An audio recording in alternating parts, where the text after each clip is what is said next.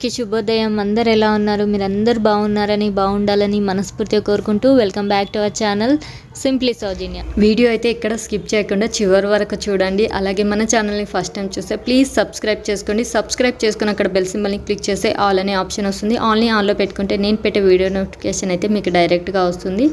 ఈ బ్లాగ్ వచ్చేసి నేను థర్స్డే నైట్ నుంచి సండే వరకు నా రొటీన్ ఎలా ఉంది, ఎక్కడికి వెళ్ళాం, ఏం చేశాం అనేదంతా మీతో షేర్ చేసుకుంటున్నాను. ఐ హోప్ ఈ వీడియో మీకు ఖచ్చితంగా నచ్చుతుంది. నచ్చితే లైక్ చేయడం అయితే అస్సలు మర్చిపోవద్దు. మీ లైక్ నాకు చాలా సపోర్టెడ్గా ఉంటుంది. ఇక్కడ కొంతవరకు నా ఒరిజినల్ వాయిసే ఉంచేశాను.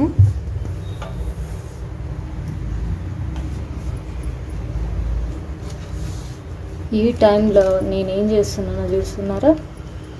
ఇది నేను చేసేది. నాకేమో నైట్ సైలెంట్గా ఉన్నప్పుడు వర్క్ చేసుకోవడం అలవాటు.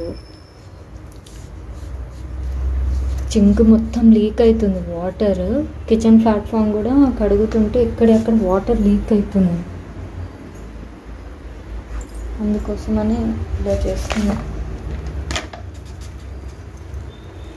ఇది నైట్.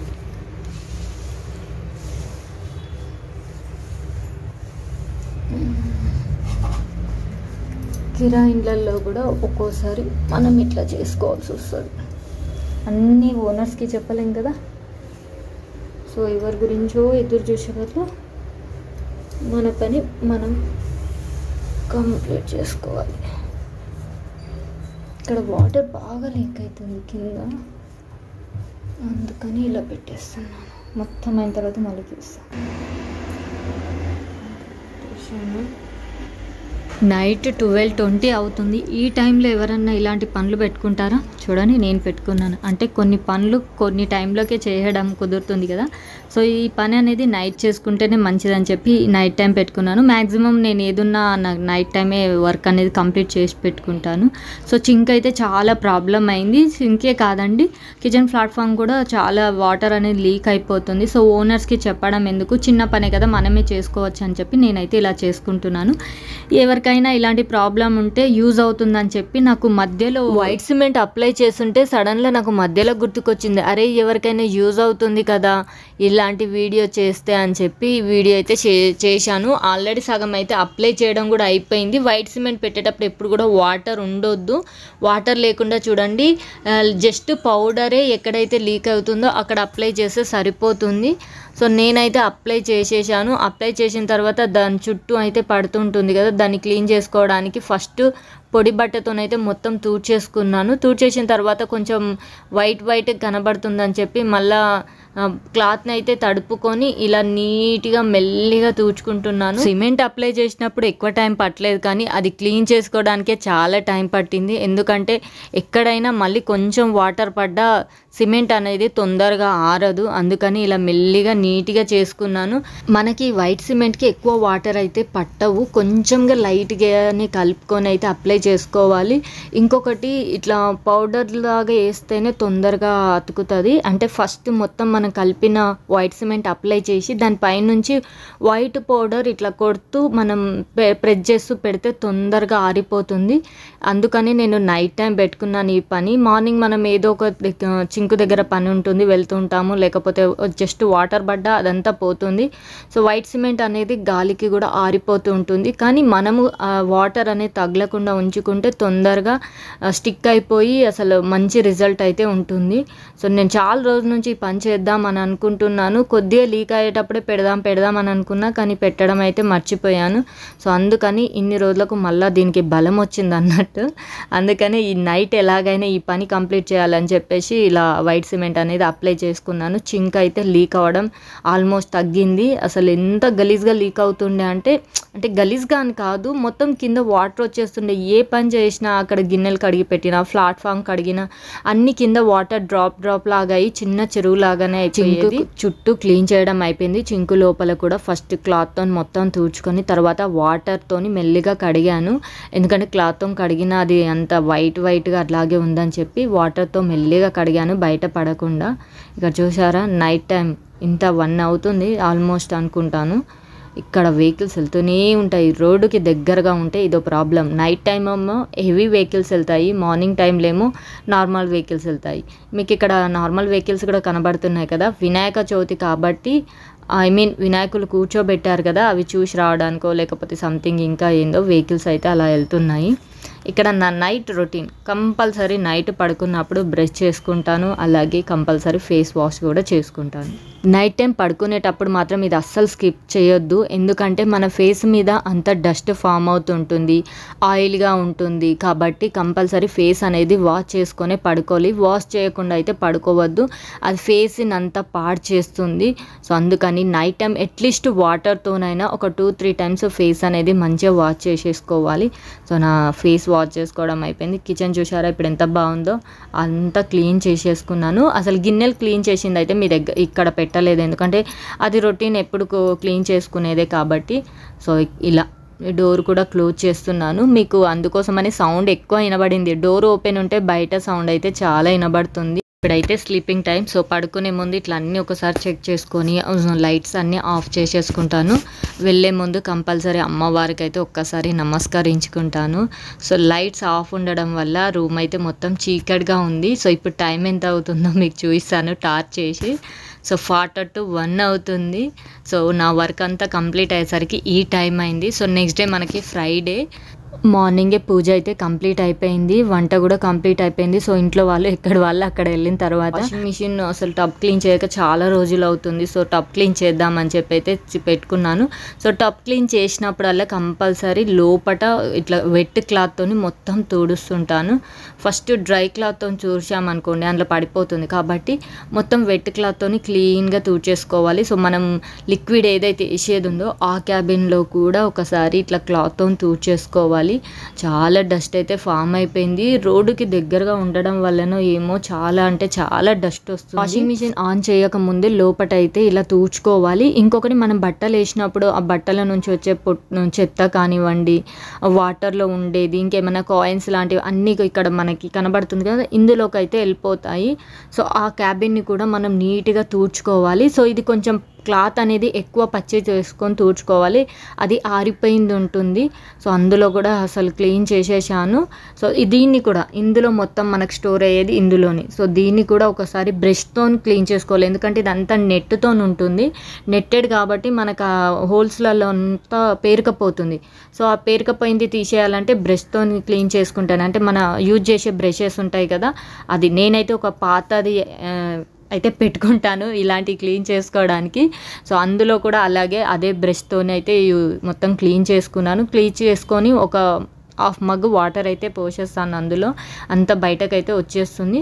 సో ఇప్పుడైతే వాషింగ్ మిషన్ అయితే ఆన్ చేస్తున్నాను. నా వాషింగ్ మిషన్ వచ్చేసి శాంసంగ్ కంపెనీకి సంబంధించింది, టాప్ లోడ్ అండి. సో నాకు ఇది సరిపోతుందని చెప్పి తీసుకున్నాను. సో ఈ వాషింగ్ మిషన్స్ ఏవైనా సరే 45 డేస్కి ఒక్కసారి అయితే కంపల్సరీ క్లీన్ చేయాలి. సో నేనైతే ఇప్పుడు వాటర్ ఆన్ చేసేసాను. వాటర్ కొంచెం పడ్డ తర్వాత ఈ లిక్విడ్ అయితే ఇది లిక్విడ్ కాదండి, పౌడర్. ఈ ప్యాకెట్ వచ్చేసి నేను 2 టైమ్స్కి ఒకసారి వాడుతూ ఉంటాను, అంటే 1/2 ప్యాకెట్ 1 టైం 1/2 ప్యాకెట్ 1 టైం వాడుతుంటాను. సో ఇది వచ్చేసి మనకి కొంచెం బరకగా సాల్ట్ టైప్ ఉంటుంది. లోపట ఏంటంటే మాకైతే ఇక్కడ బోర్ వాటరు, సో బోర్ వాటర్కి లోపట అంతా ఇట్లా సాల్టీగా అయిపోతుంటుంది, మెషిన్లు అనేది స్ట్రక్ అయిపోతుంటాయి కదా. సో ఇదైతే క్లీన్ చేస్తుందని చెప్తారు. మనకి మెకానిక్ వస్తారు కదా డెలివరీ అయిన తర్వాత, ఆ మెకానిక్ అయితే చెప్పారు ఈ పౌడర్ అయితే బాగుంటుందండి అని. సో అప్పటి నుంచి అయితే నేను ఇదే వాడుతున్నాను, నాకైతే బాగానే అనిపించింది. మేము ఇంతకుముందు ఉన్న దగ్గర మంచి వాటరు అలాగే బోర్ వాటర్ 2 వచ్చేవి, కానీ ఇక్కడ మాత్రం మొత్తం బోర్ వాటరే మాకు వాషింగ్ మిషన్ వాడడానికి. సో అందుకని కొంచెం ఇంకా కొద్దిగా ఎక్కువ కేర్ తీసుకుంటాను. వెనుక సైడ్ మనకి పైప్స్ ఉంటాయి, వాటర్ పోయేది, ఫిల్టర్ అయ్యేది కూడా ఉంటుంది, అవి కూడా క్లీన్ చేసుకోవాలి. అవన్నీ నేను మంత్లీ వన్స్ కానీ 45 డేస్కి ఒక్కసారి కానివ్వండి అట్లా క్లీన్ చేసుకుంటుంటాను. ఒక్కోసారి 2 మంత్స్ కూడా అవుతుంది. మార్నింగే పూజ అయిపోయింది అన్నావు కదా సౌజన్య, మళ్ళీ ఇప్పుడు ఇల్లు తుడుస్తున్నావు ఏందని మీకు డౌట్ రావచ్చు. నేను చిన్న మిస్టేక్ చేశాను ఇక్కడ.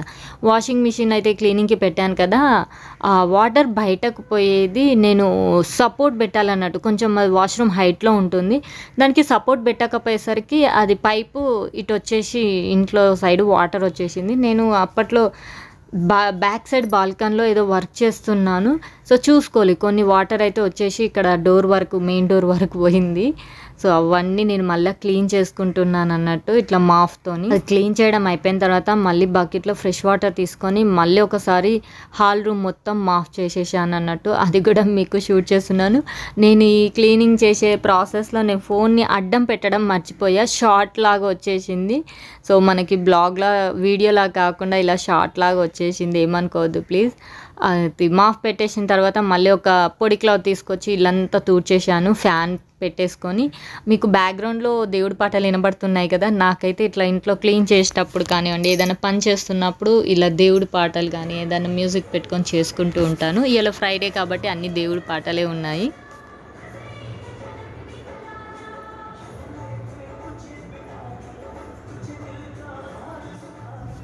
ఇల్లు అయితే క్లీన్ అయిపోయింది, ఇంట్లో పనులు కూడా అన్నీ కంప్లీట్ అయిపోయి, వాషింగ్ మిషన్ కూడా ఇంకా 26 నిమిషాలు అయితే ఉంది.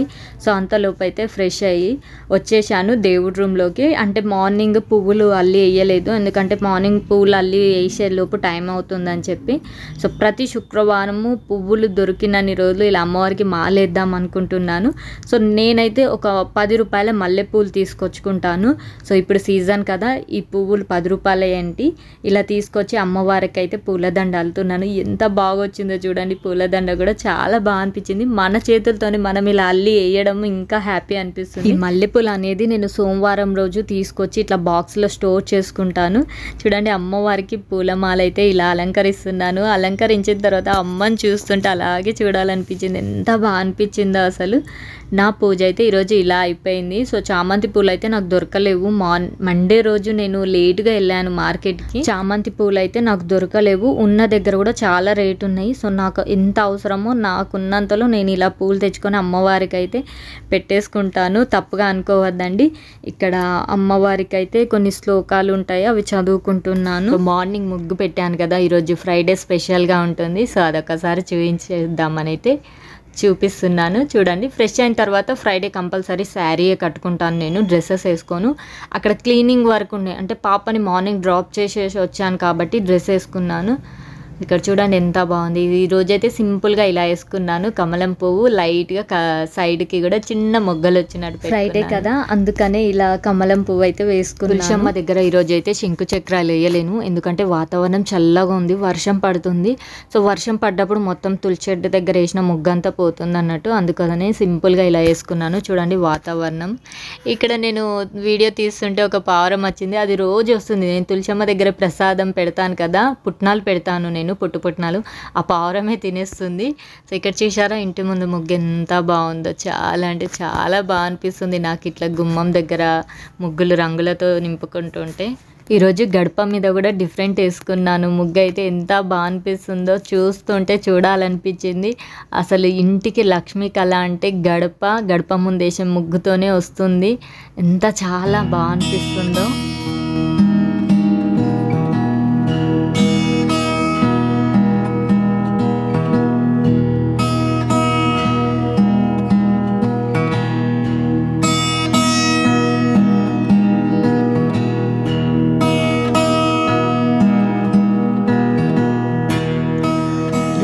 ఈవినింగ్ 6-6:30కి అయితే మా గల్లీలో పెట్టిన వినాయకుని దగ్గర పూజ అయితే స్టార్ట్ అవుతుంది. ఈరోజు సాటర్డే రోజు అయితే మాకు వినాయకుని దగ్గర అన్నదాన ప్రోగ్రాం అనేది ఏర్పాటు చేశారు. అన్నదానం అంటే మార్నింగ్ నుంచి ఎంత హడావుడిగా ఉండేనో, కానీ అంత లేదండి, ఎందుకంటే వంటలు వాళ్ళకి పెట్టేశాము. మేము ఏ పని చేయాల్సిన అవసరం లేదు. కొంచెం ఇంట్లో వాళ్ళు ఉన్న వాళ్ళైతే కూరగాయలు కొద్ది క్లీన్ చేసి ఇవ్వడం, కట్ చేసి ఇవ్వడం ఇచ్చారంట. నాకైతే తెలీదు, నేను వెళ్ళలేదు. వంటలు అయితే నిజంగా చాలా బాగా అయ్యాయి. లాస్ట్ ఇయర్ కన్నా ఇయర్ ఇంకా టేస్టీగా అయ్యాయి. వంట మాస్టర్కి హ్యాట్స్ ఆఫ్ అని చెప్పాలి. మా వినాయకుడి దగ్గర అని కాదు, నిజంగానే చాలా బాగా అయ్యాయి. మా మెనూ వచ్చేసి bagara rice, white rice, sambar, ఆలు కర్రీ, మజ్జిగ, నంజుకోవడానికి షటిల్స్, స్వీట్లోకి వచ్చేసి హల్వా పెట్టారు. నిజంగా చాలా బాగా అయ్యాయి వంటలు. అలాగే అన్నదాన కార్యక్రమం కూడా చాలా అంటే చాలా బాగా అయింది. ఇంతకీ మా వినాయకుడిని చూపించలేదు కదా, చూడండి ఎంత బాగుండో మా గల్లిక గణేష్.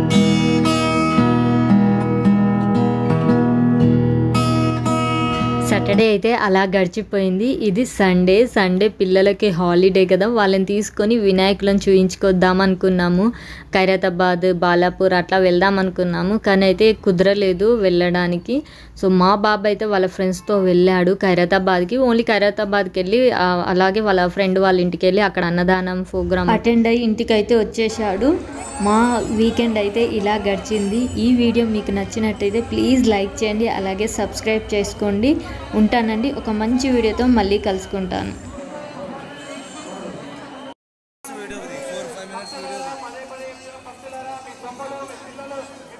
జాగ్రత్త చిన్న పిల్లలు వస్తున్నారా చూస్తూ ముందుకు సాగుతూ